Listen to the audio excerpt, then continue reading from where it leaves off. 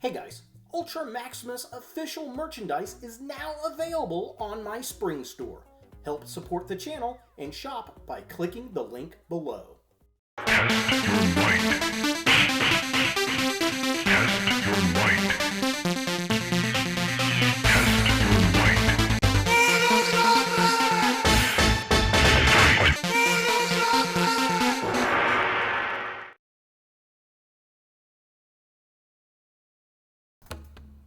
Hey guys, Ultra Maximus back with another toy versus toy, and today we are going to pit two Target exclusive Scorponok figures together. We've got the Target exclusive 3-pack When Beasts Collide Predacon Scorponok, which is basically a Kingdom repaint, retool version of the character, and the Transformers Rise of the Beasts Beast Alliance Scorponok. So let's go ahead and jump in there and see which one of these figures are going to come out on top. Round one. Fight. Now the paint on the Rise of the Beast figure is not too terribly bad. It's actually got kind of a G1 vibe with the greens and kind of purplish colors, the reds. And, you know, it's not too bad. It's very organic looking. I do like the paint on the legs and the shoulders. The tail slash sword looks pretty good. And when it's in the Scorpion mode, it's got some pretty decent paint apps on there. Not so much with his little counterpart partner. It's kind of base, but overall, I mean, it's not too terribly bad. It could definitely be worse. Now, looking at the paint on the Beast Collide 3-pack Scorponok, basically the Kingdom Scorponok. This is actually pretty cool. I like the translucence in the Scorpion parts, like on the pinchers and the legs, the metallics, the purples, the blacks, the reds. All of that looks really, really cool. It's, I believe, meant to look like one of the variants of the toys back in the day. And yeah, even though this is the third time we've seen this figure, it's still pretty cool and my personal favorite of all the versions of this Kingdom mold. And the winner of round one is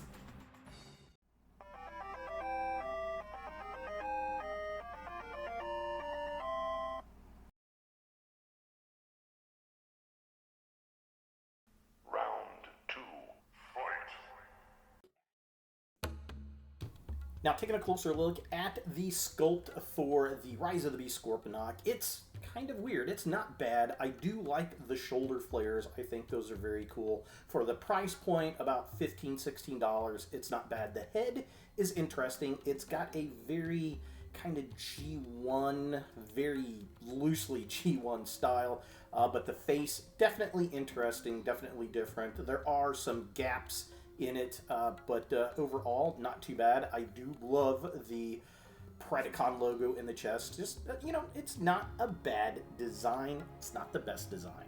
Now, the midsection of the figure, again, sculpted pretty decently. The arms are not bad for what they are. I like the claws, but I wish they had the actual pincers in them. There's a lot of gappage behind the arms themselves, which is a bit of a shame, and we kind of have these legs that just kind of hang in the back on the insect legs that hang on the back of the robot legs, and that's a bit of a disappointment, but you know, I guess it is what it is.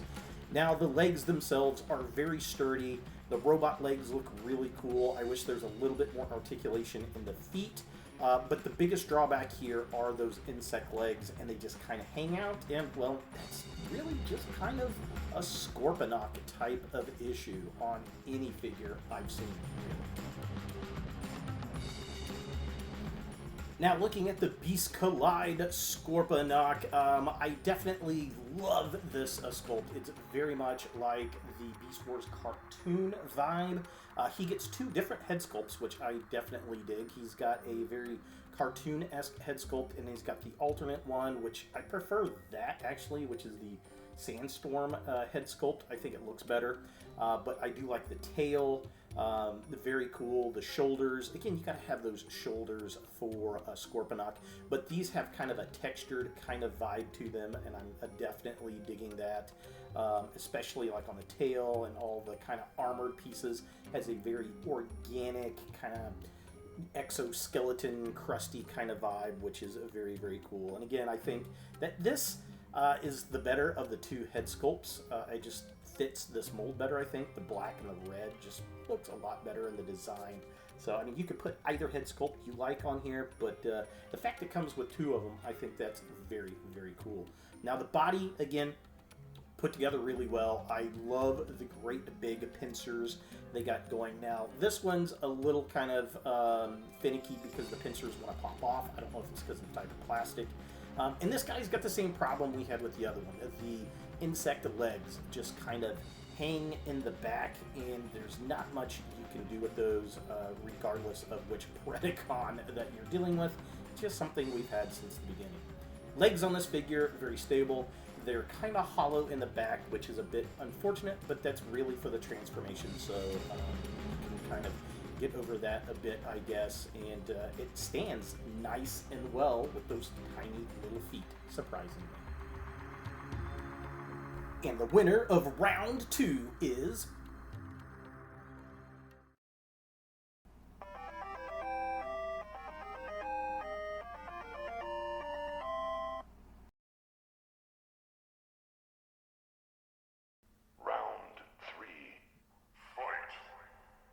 Now, articulation on this figure is pretty simple. The head just moves back and forth on a mushroom peg.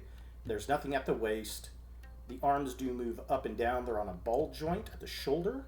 The elbows also at a ball joint. Nothing at the wrists or claws, unfortunately. Hips are on a ball joint. They go back and forth that far. They spread out that far.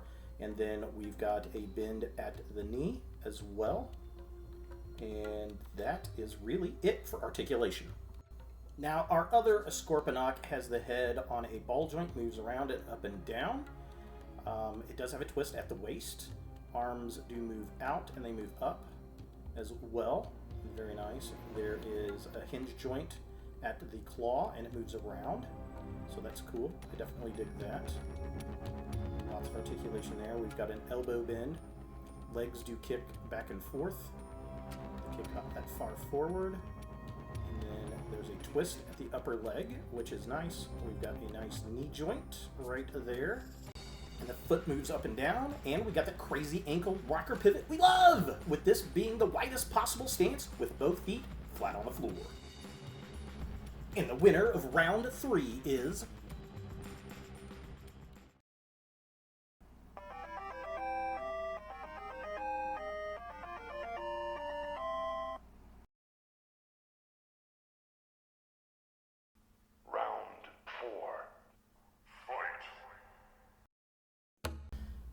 Now, the playability of the Rise of the Beast Scorponok is pretty cool. He comes with a little Beast Alliance partner, so this is a little scorpion that can transform into a weapon, or it could be a little scorpion on the side. He's also got a sword that becomes his tail in the scorpion mode, so that is also very cool. So he gets basically 2 weapons out of the deal. Now, I personally think the scorpion partner is better as kind of a claw weapon on his arm, but you can use him as a sword. Again, he's got all these little ports on him that you can, use the robot partner a couple different ways. I think it looks better as a claw type of weapon personally, and transformation on this thing's relatively simple, but it's still fun, and this is a very durable toy. It feels like it's a very solid plastic. It feels like it's not going to break, so I think this is a very good figure for kids because it's a little simpler and it's a little bit more durable, and it comes with 2 different figures, and that unto itself is pretty darn awesome, and well, Scorpion mode's not too terribly bad for the price point. Now, the playability functions on this particular Scorponok. He comes with 2 different heads. I think that is really awesome. I love the alternate heads, very Marvel Legends-esque. He also has his pinchers that open up, and he's got missiles that come in both. So we got our standard little missiles that go into one of the little claws, and then the other one has the little bee missile that's got the Maximal logo on it to hunt down Maximals. Transformation on this figure, again, it's pretty fun. It's not too terribly complicated. I will say that the chest can be a bit annoying. This particular figure, the head can fall off when you transform it, and the claw can as well, but I think that's because this is the third iteration of this mold. Now, when you do get it into the Scorpion mode, I think it looks really cool. It's a very neat looking Scorpion, and it's a lot of fun to get it there, and it transforms a little unexpectedly. The legs can pop off, so be aware of that. It's a little fragile in certain points, so I kind of wonder, you know, what age level on kids. Probably not younger kids for sure. This is going to be like probably 8 or 10 years or older for kids, but overall, I mean, it's a pretty decent figure, especially for an adult collector. I think it's definitely got a lot of really cool old school Beast Wars vibes to him, and yeah, that's definitely a plus. And the winner of round 4 is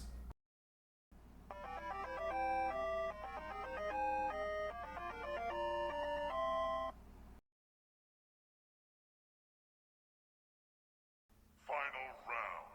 Fight.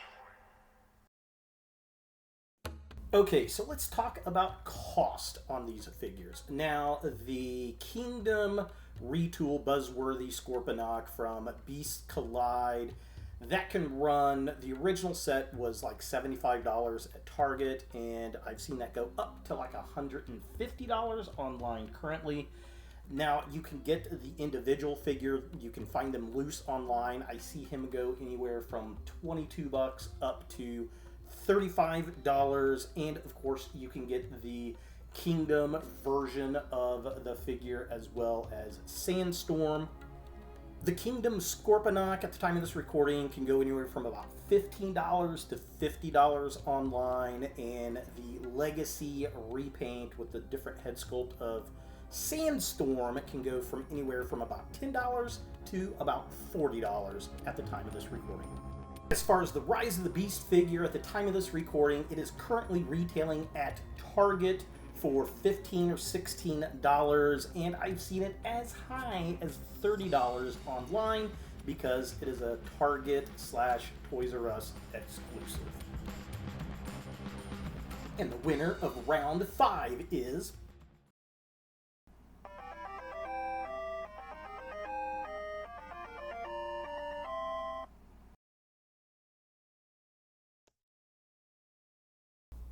And our winner for Toy versus Toy is... Okay, guys, let's have a good, clean fight. Ouch, that hurts.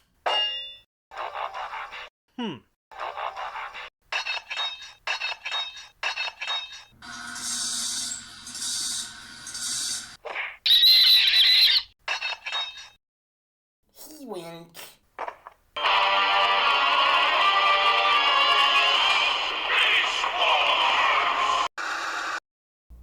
And the winner of the Target exclusive Scorponok Toy versus Toy with a score of 3-2 is the Transformers Buzzworthy Bumblebee / Legacy Scorponok. The Kingdom Legacy retool. Definitely a cool figure and definitely a lot of fun. I'm really glad to have it in the collection, and if you missed out on the Kingdom Scorponok or the Legacy Sandstorm, this is really a way to get both of them because you get the alternate heads, and, well, the paint job's really cool, and it comes with some other cool figures in the set. So there it is! The winner of Toy versus Toy! Hey guys, I want to give a shout out to my top subscribers and to my newest subscribers. Thank you all so much for helping grow the channel. Remember, for every 1,000 subscribers, I'll give you, the fans, a chance to win a free action figure. If you don't see your name and want to be included, like this video add a comment down below telling me to add you, and of course, subscribe. Thanks again, and look for more videos in the future. Hey guys, thanks for watching. To watch more Ultra Maximus, click on the links to the right. Be sure to click all the things, subscribe, like, and hit that notification bell for new videos. And follow me on all the social medias, Facebook, Instagram, and Twitter. Links in the description below.